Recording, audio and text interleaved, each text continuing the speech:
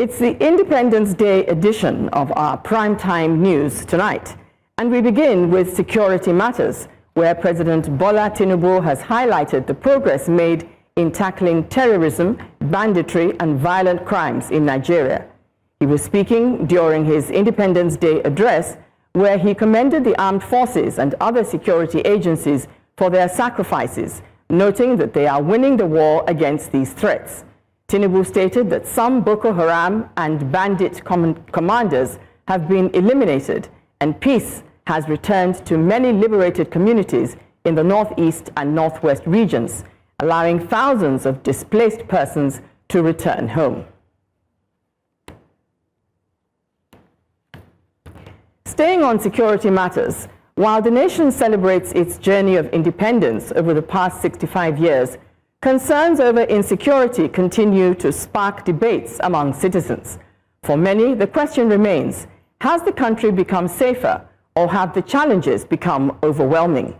Meanwhile, joining in to discuss Nigeria's security situation in recent times is retired Major General Cecil Esekagbe, and with him is News Central correspondent Mono Balagbogo. Thank you both for coming on the news tonight.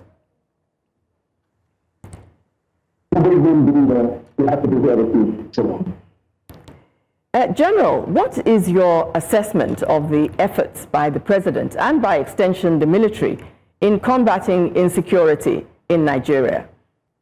General, let me repeat that question. Can you hear me clearly now?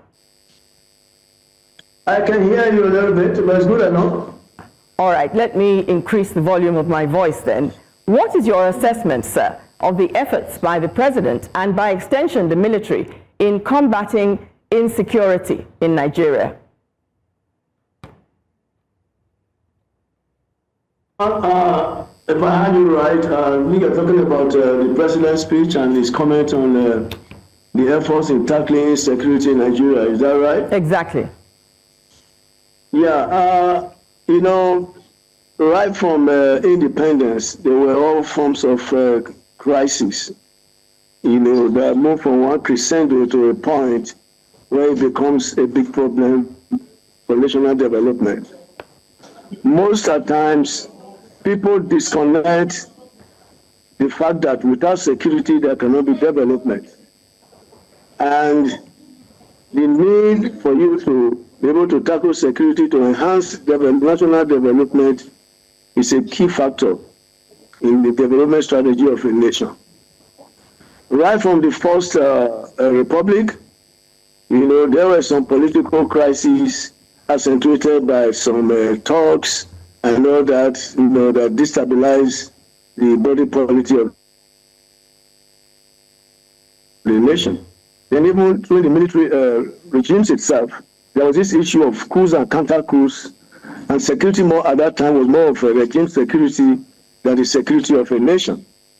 So even when democracy crept in, the absence of development strategies and the attendant effect of lack of employment, you know, hunger, poverty, you know, kind of accelerated insecurity that is plaguing the land today, until it became, you know, a monster that come in different forms and shape.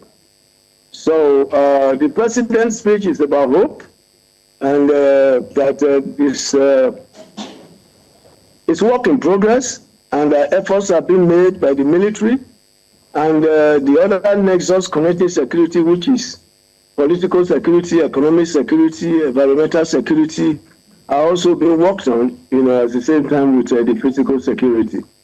So he clearly stated the efforts of the military and, you know, the support the government has given to the military, you know, to tackle insecurity that is plaguing the country. But Major General, with the backdrop that you painted for us when you spoke earlier, and despite that backdrop, the President says that Nigeria is winning the war against terrorism and banditry and other violent crimes. Well, some say that the reality differs from the claim. So what indices can we use to assess what the President has said? Yes, if you look, let's take it sector by sector and from different quarters. Let's start from Northeast, where the Boko Haram and ISWAP had held sway over the time. You remember vividly there was a time in this country, about 2013, 2014, where you have a lot of barricades in Abuja and some other major cities in this country, where people cannot, drive on the roads without barricades. So when there were bombings in churches and mosques and even the United Nations building and so on and so forth.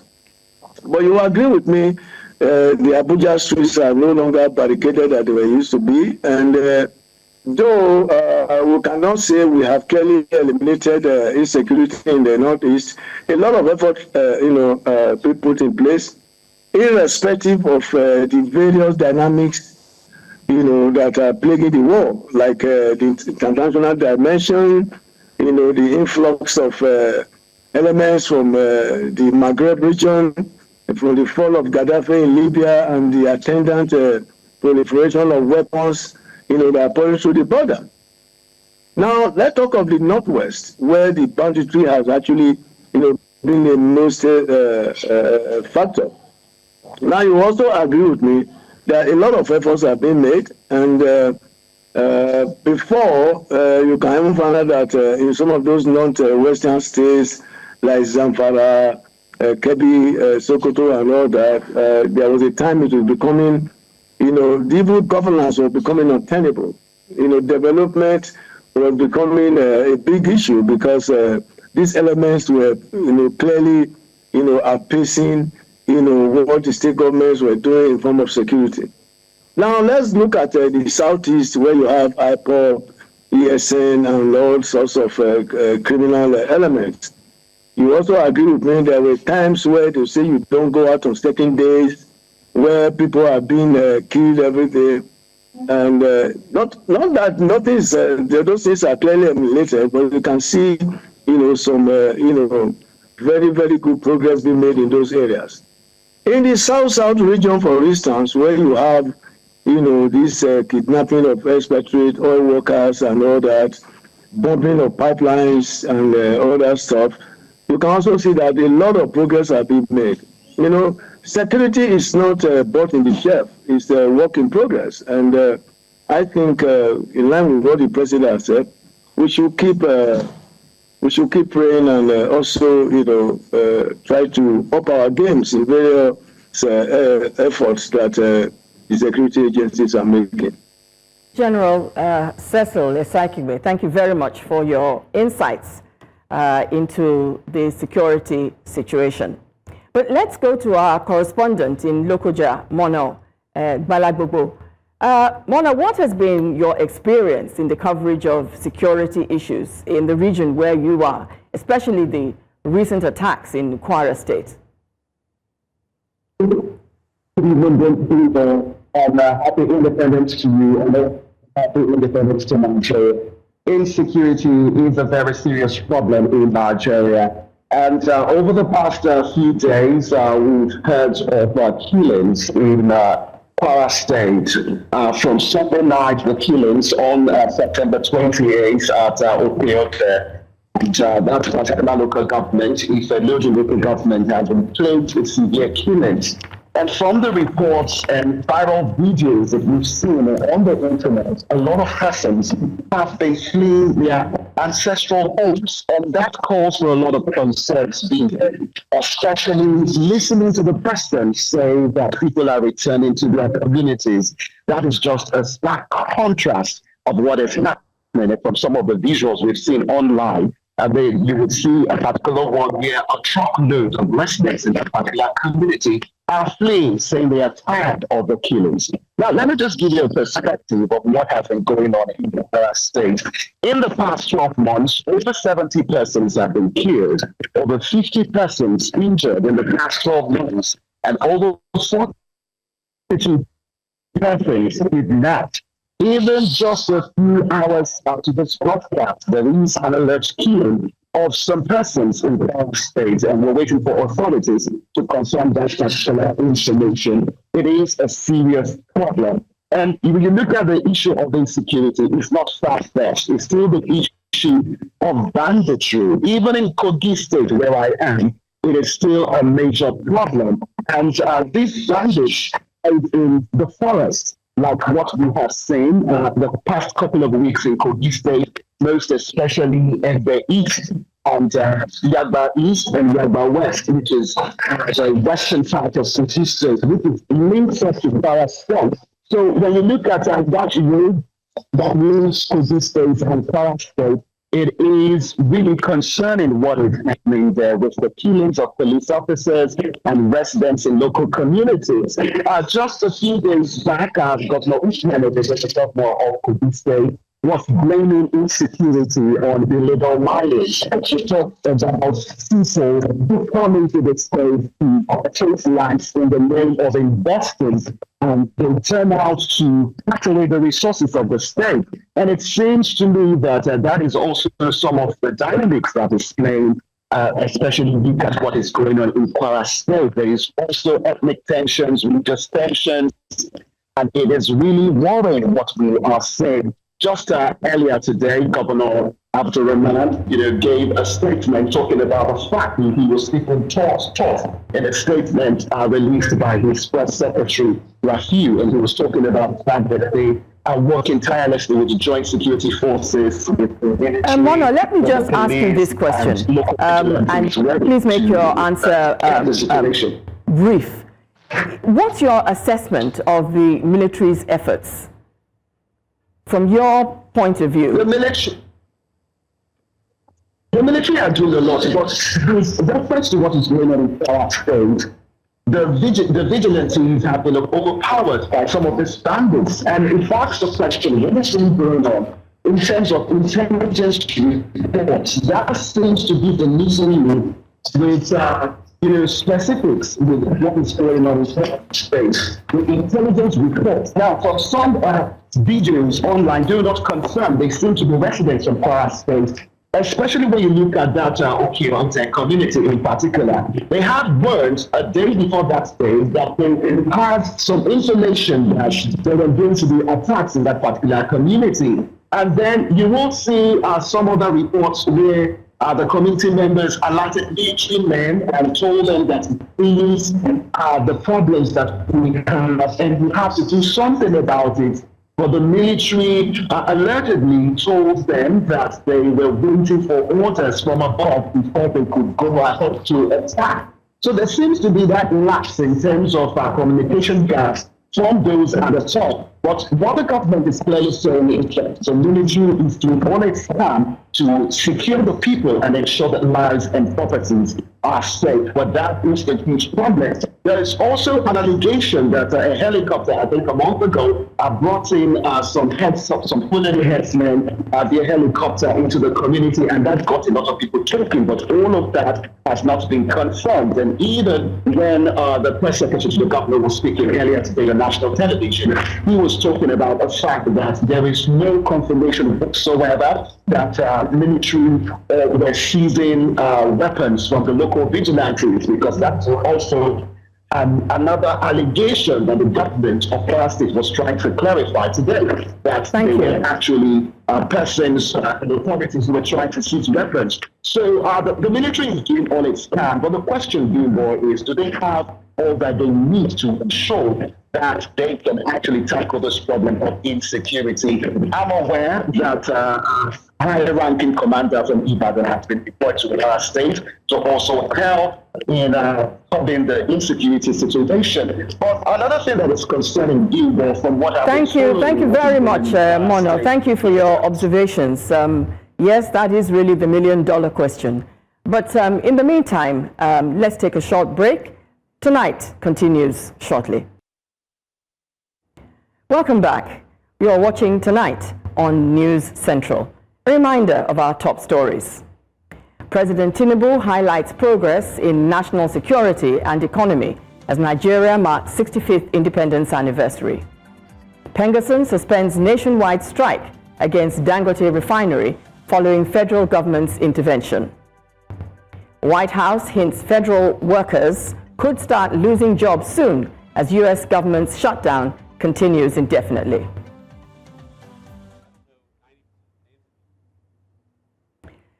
And to one of our headline stories now, the Petroleum and Natural Gas Senior Staff Association of Nigeria, PENGASSN, has called off its two-day strike following the intervention by the federal government. The dispute centered on the dismissal of about 800 workers by Dangote Refinery, sparking fears of industrial action. But after a series of high-level meetings facilitated by the Ministry of Labor and Employment, both parties reached an agreement. Under the deal, the affected staff will be recalled and redeployed to other subsidiaries within the Dangote Group. Officials also stressed that no worker would face victimization for their role in the dispute.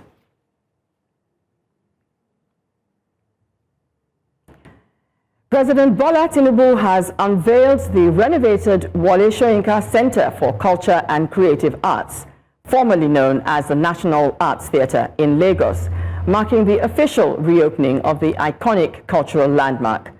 The renovation of the centre was funded and overseen by the Central Bank of Nigeria in collaboration with the Bankers Committee. The Federal Ministry of Arts, Culture and Creative Economy provided policy direction and oversight, guiding the transformation of the facility into a national asset and a launchpad for Nigeria's creative industries.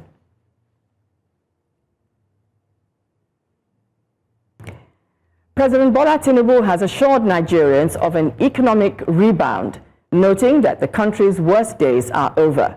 He reaffirmed that the economy is firmly on the path to recovery, emphasizing that his administration has chosen the path of tomorrow over the comfort of today. The president stressed that ongoing reforms are laying the foundation for long-term stability. He also highlighted progress recorded in the last 28 months, which include 3.65 trillion naira raised in September 2025, 411% higher than May 2023. Debt service to revenue ratio reduction from 97% to below 50%. External reserves increased to $42.03 billion, the highest since 2019. Tax to GDP ratio rise to 13.5% from less than 10%. Trade surplus increased by 44.3% to 7.46 trillion naira. Oil production rebound to 1.68 million barrels per day, naira stability, and 330 billion naira disbursement to 8 million households.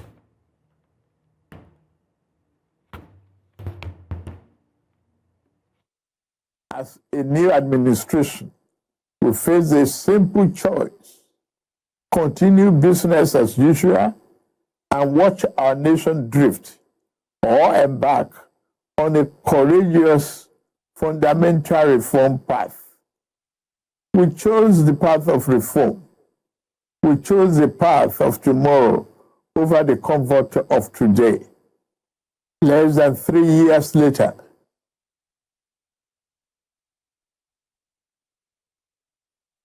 the seeds of those difficult but necessary decisions are bearing fruits. In resetting our country for sustainable growth, we ended the corrupt fuel subsidy and multiple foreign exchange rates that created massive incentive for a rentier economy, benefiting only a tiny minority. At the same time, the masses received little or nothing from our commonwealth. Our administration has redirected the economy towards a more inclusive path, channeling money to fund education, healthcare, national security, agriculture, and political economic infrastructure, such as roads, power, broadband, and social investment programs. These initiatives will generally improve Nigeria's quality of life as a result of the tough decisions we made. The federal and state government, including local government, now have more money to take care of the people at the lower level of the ladder.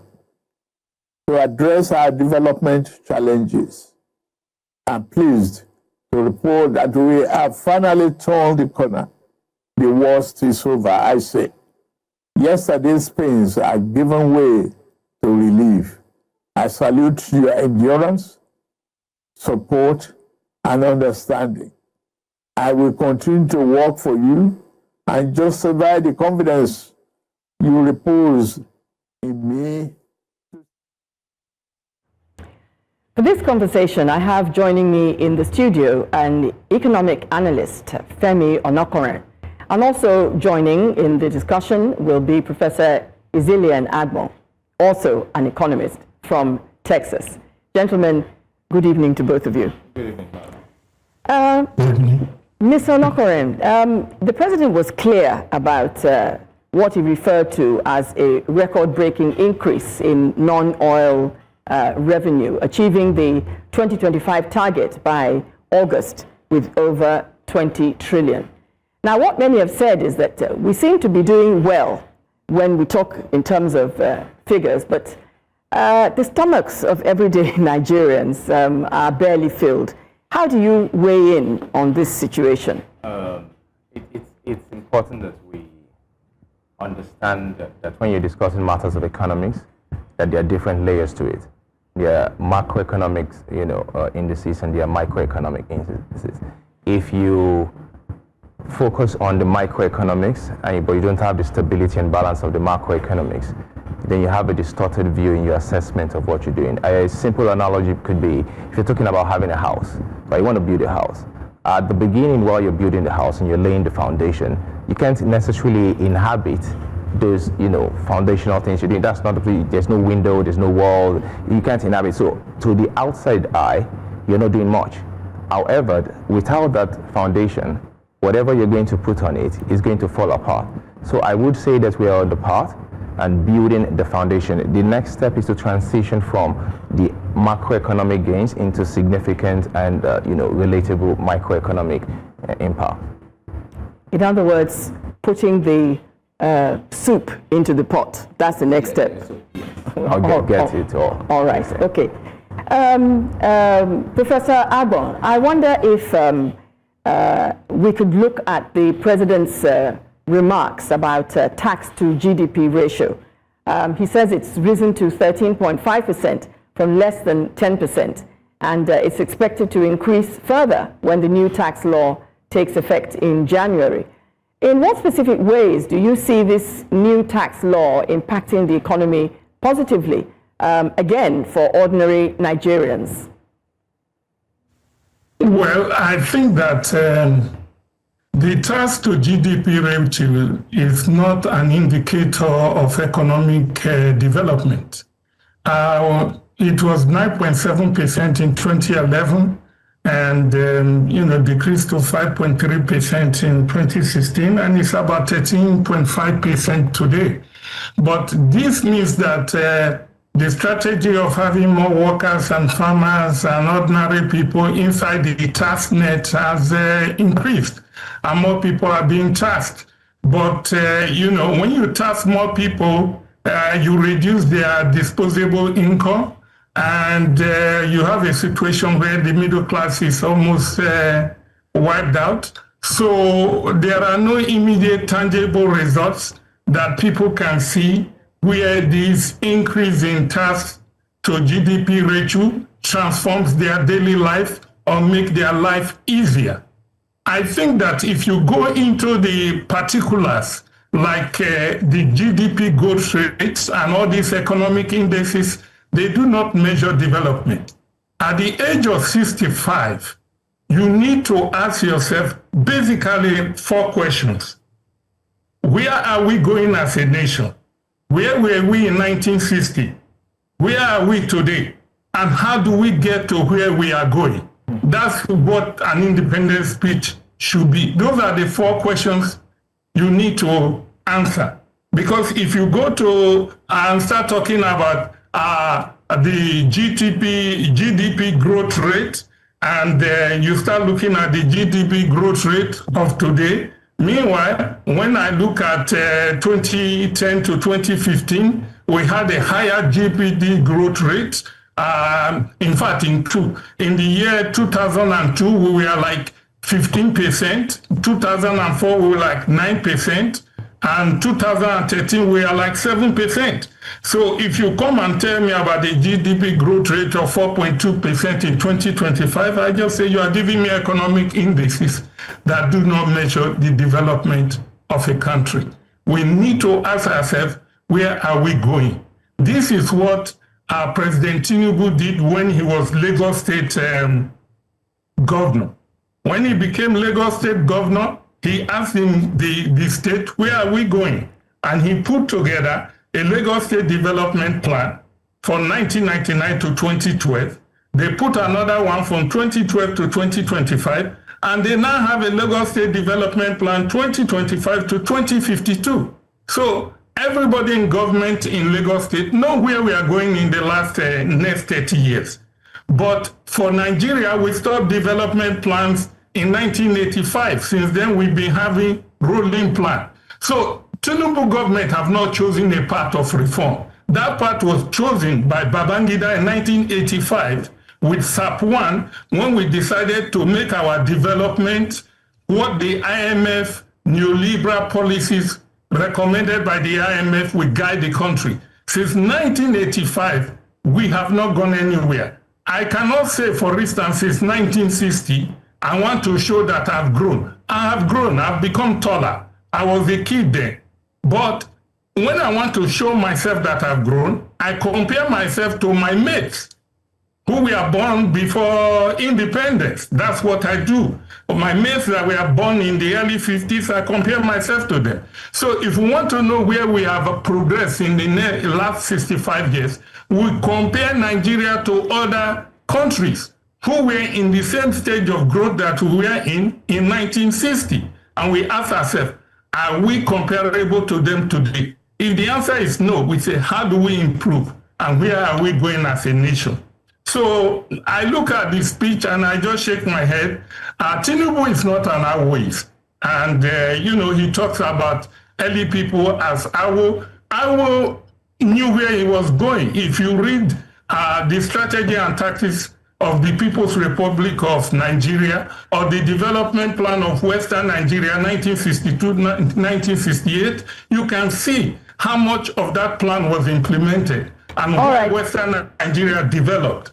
And if you look at Lagos State under Tinubu and all the governors, you can see, even if they only implemented 50% of those plans, everybody knew where you were going and what you were doing.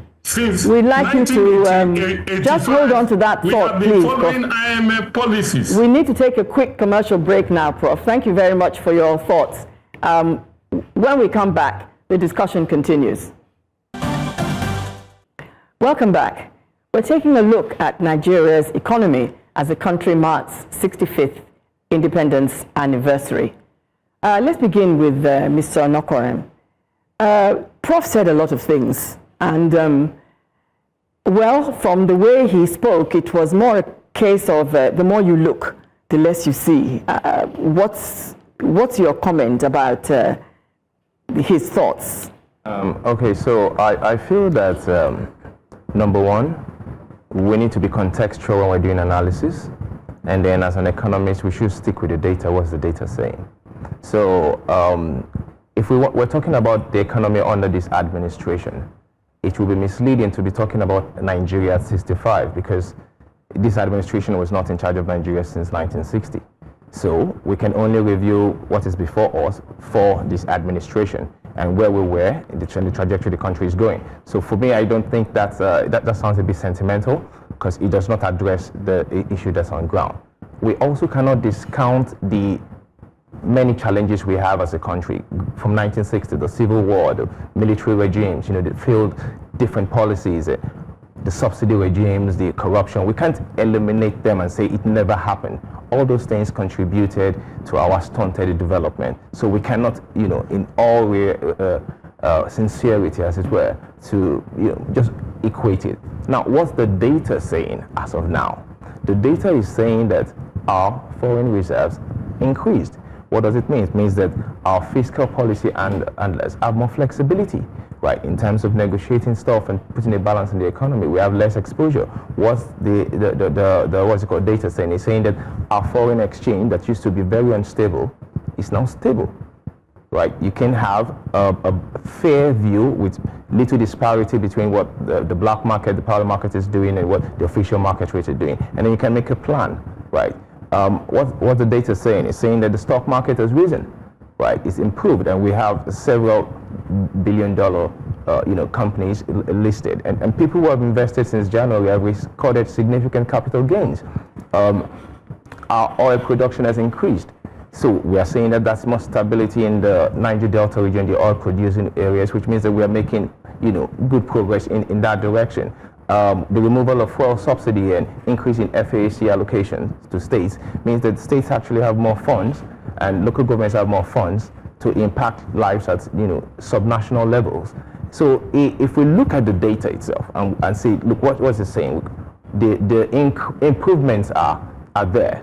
Right, unless we want to discount the data. If we are comfortable using data when it says negative things about Nigeria, then I find it curious that when it says positive things about Nigeria, then we become skeptical. Why weren't we skeptical before?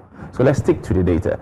And the data is saying that, look, you've come out of some pretty tough positions and you've had to make some sacrifices as a nation because it was not going anywhere. Subsidy was not going to take us anywhere. We were running a subsidy economy that was built on rent from oil.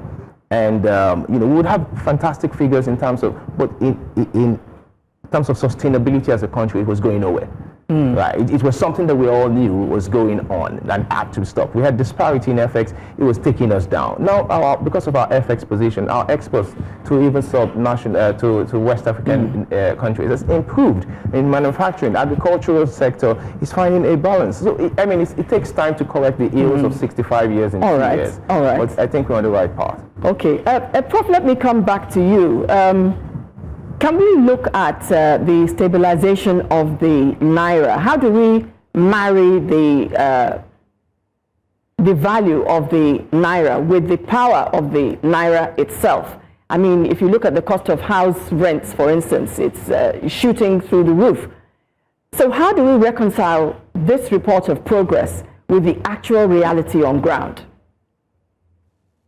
Well, let me first of all say that if you want to look at a country, you cannot just look at 2023 to 2025, take a short snap view of a process, because development is a process. Of course, we have increases and positive economic indicators and negative economic indicators, because our economy is a mono economy dependent highly on oil export and goes up and down. So you need to take a historical account. With the question you asked me, I have to ask a basic question. I don't mind dealing between 2023 and 2025, including the interviewer and my fellow colleague. Life for most Nigerians have become really tougher in the last 3 years under the New Hope economy. For an average Nigerian worker, in which you say 70,000 naira as minimum wage, that is like $47 a month. Well, I would say in 1981, the average minimum wage was $200 a month. And certainly in 2020, it was not $46 a month. So when you look at the exchange rate and the fluctuation and the difference, well, there was a time when it was $1 to 54 cents in 1980, or at least $1 to 370, 360 in 2015 or 2019. Prof, I'm sorry, I will have to interject because we're running out of time. What I say is this. Yes, could you kindly round up? Thank you.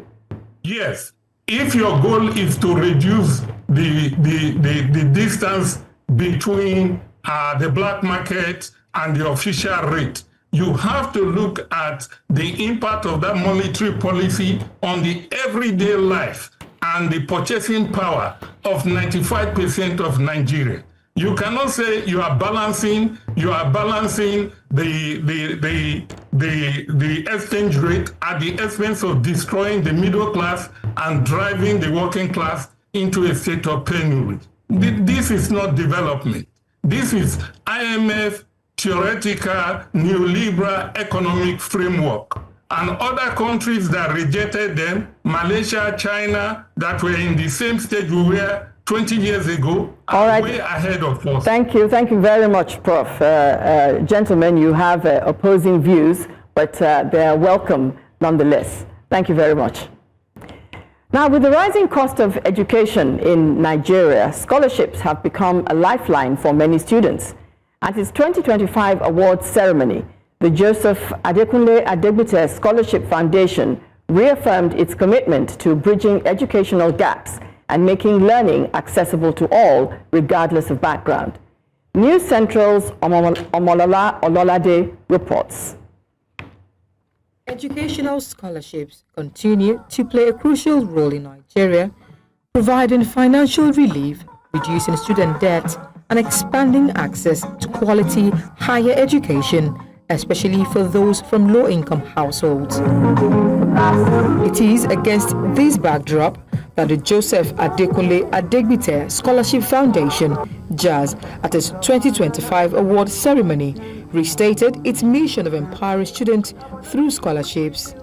My father was someone who believed so much in education, and we saw this while growing up, and we saw how it has transformed a lot of lives. And we also feel that if we continue with this, we're going to help a lot. Like I did mention, we have some students in our institution now in the universities that are doing very well. So it's just more to give back and also to help the less privileged. Like we said, we believe those people should be given a chance as long as they can profit. The more we can give back to Nigerians, especially our youth, the more we can build a sustainable tomorrow. It's all about knowledge, skill, and mentoring. And most times people struggle financially to pay for education. So this is a good platform. With over 2,000 applications received nationwide, 18 students emerged as winners after a rigorous selection process. We started with screening process by filtering through all of the applications to check for inconsistencies, to check for coherence, to check for the use of aided writing platform, AI, artificial intelligence.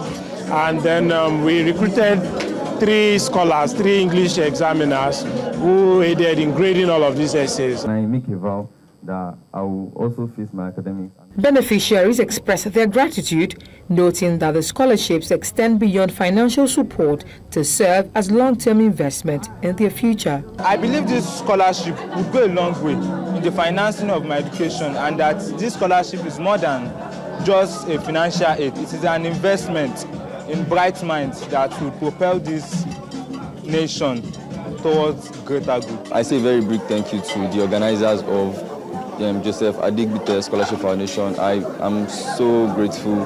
Thank you. And I know that this scholarship will be a stepping stone to support my academics and make me focus on my academic well. I take my academics very seriously, and the fact that somebody would see me and thought, oh, we could invest in you, I thought like a form of investment into me, belief in who I am. So it has helped me not just financially, but then mentally to still keep going and know that something good can come out of this at the end. The event underscored the need for more scholarship initiatives in Nigeria to support students in achieving their academic and career goals. Number one, nothing less. In Lagos for News Central, Omolola Ololade. I have waited. Outside our shores, White House spokeswoman Caroline Leavitt has said that federal employees could begin losing their jobs very soon, possibly within 2 days. Vice President J.D. Vance echoed uncertainty about the shutdown's duration, blaming Senate Democrats for the funding gap, while Democrats hold Republicans responsible. The shutdown, which began after failure to pass a funding bill, has already placed around 750,000 federal workers on unpaid furlough. Essential workers such as military personnel, border agents, and law enforcement continue working without pay and may miss their next paycheck. Meanwhile, politicians in Congress remain paid despite the shutdown. For more on this, I'm joined by News Central senior international correspondent and anchor, Afua Hagan. Afua, remind us of how we got to this point.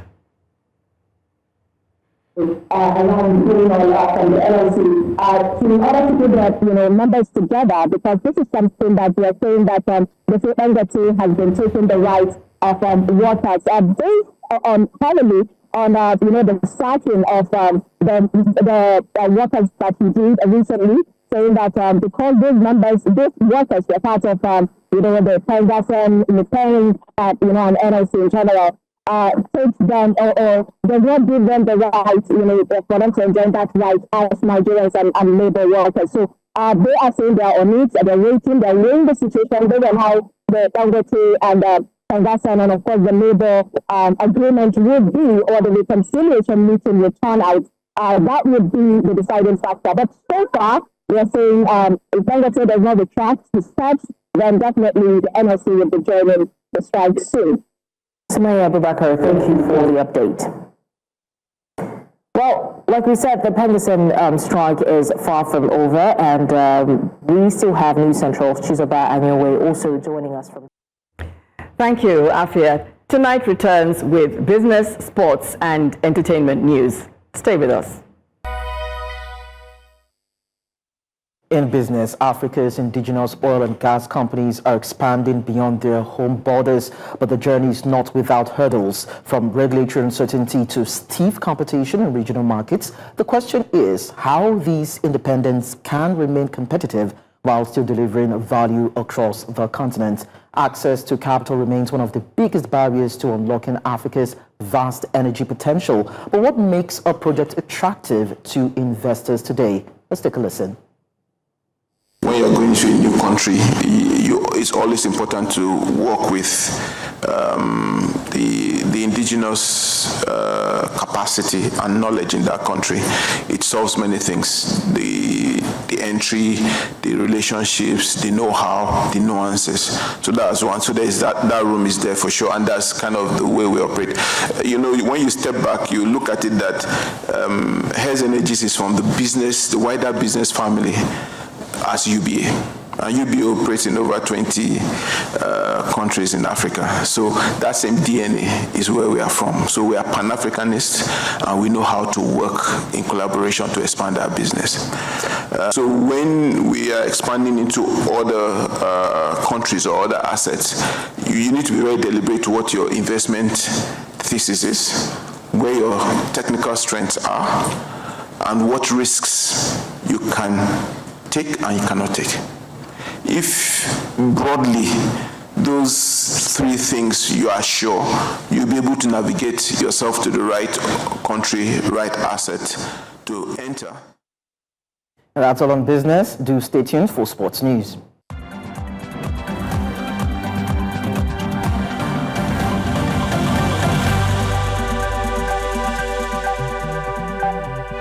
And in sports, heavyweight boxing sensation Moses Itaoma says he believes that his Nigerian heritage gives him a superior advantage over his opponents as he storms through the ranks of the elite division.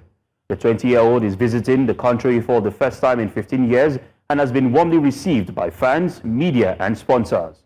Speaking at a media event today organized by one of his sponsors, Itaoma, who is Nigerian father, is from Akwa Ibom State, and a Slovakian mother, says being able to reconnect with his Nigerian roots is very special for him. Elsewhere, Edo State Governor Monday Okpewolo has awarded 10 million naira to Team Edo following their impressive third-place finish at the 9th National Youth Games in Asaba Delta State. The team won a total of 79 medals, including 33 gold, 18 silver, and 28 bronze, marking their best outing in the competition's history. The governor hosted the athletes at the government house in Benin City, praising their efforts and urging them to aim for first place in future editions. Officials credited the administration's support and investment in sports development as a key factor behind the team's unprecedented success. And that wraps it up on Sports Update. I'm Favor Itoa. Tonight continues with entertainment. The Dewo, what's happening in entertainment? Well, entertainment is buzzing. It's the celebration of Nigeria's independence 65, but there's a lot to tell. Let me just run through them quickly. Now, Nigerian superstar Tems has just made history, becoming the first female African artist to sell over 10 million units in the US.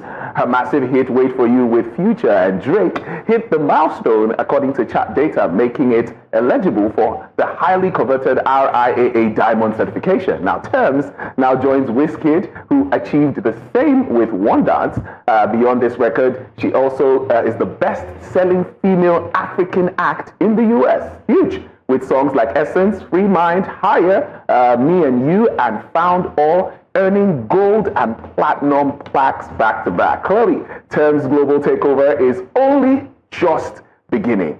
Now, before I move on with this, Bimbo, let me give you another update of a Nigerian who is also making us proud globally as well, because Rema is also in the news, and quickly he has also been added to the Times 100 most influential, young Nigerians or Africans, and he's on that 100 list. So Tems making us proud, Rema making us proud. What do you have to say to this? I say happy independence anniversary. Yes. I mean, it's just apt, isn't it? Yeah. Well, it's huge for us. Well, that's all we have in entertainment tonight, by the way. But yes, happy independence, Nigeria. We're making ourselves proud globally. That's all we have.